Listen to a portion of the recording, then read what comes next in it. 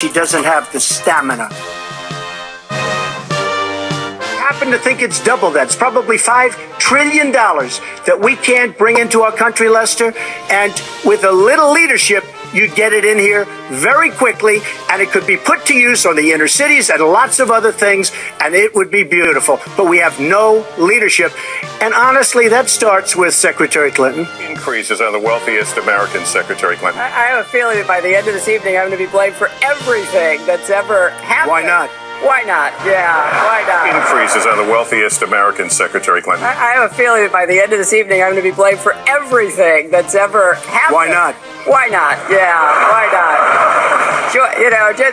Just join the debate by saying more crazy things. Now, let me say, there's nothing crazy about not letting our companies bring their money back into their country. This is Secretary Clinton's 2 minutes, please. Yeah, well, let's start.